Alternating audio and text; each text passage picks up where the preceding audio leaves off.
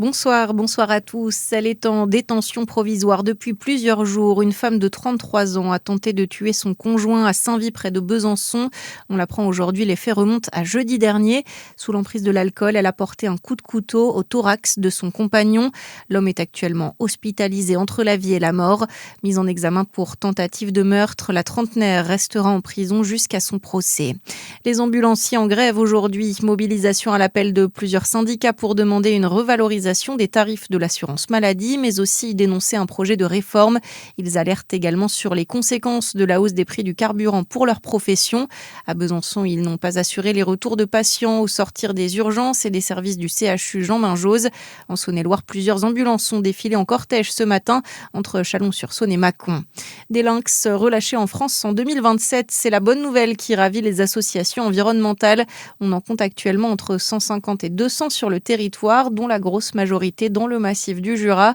Mais leur faible diversité génétique n'est pas la seule menace qui pèse sur leur survie, selon Natacha Bigan, vice-présidente de l'association Ferus, association de protection et de conservation de l'ours, du loup et du lynx en France. Donc les causes identifiées qui sont les plus importantes, ce seraient les collisions routières. Donc on en entend très régulièrement parler.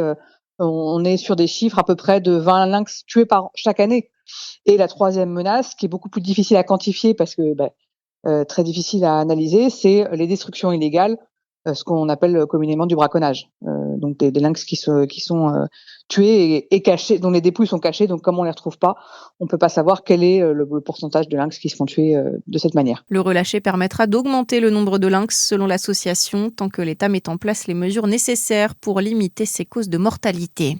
Dans l'actualité également, les premiers mots de Cécile Collère et Jacques Paris, les deux ex-détenus en Iran, ont rencontré Emmanuel Macron en milieu de journée, quelques heures seulement après leur retour sur le sol français. Nous sommes soulagés de revoir nos proches, a notamment déclaré Cécile Collère. Et c'est une des conséquences de la guerre au Moyen-Orient. Le prix repère du gaz augmentera d'un peu plus de 15% au 1er mai.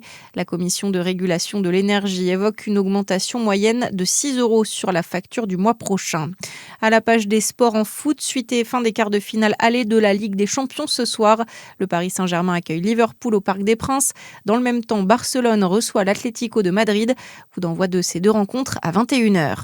Et puis un match avancé pour la JDA Dijon. Les handballeuses avaient demandé à jouer la 24e journée de D1 samedi 2 mai au lieu du 16 mai comme prévu initialement. En cause, la tenue le même jour du Final Four européen.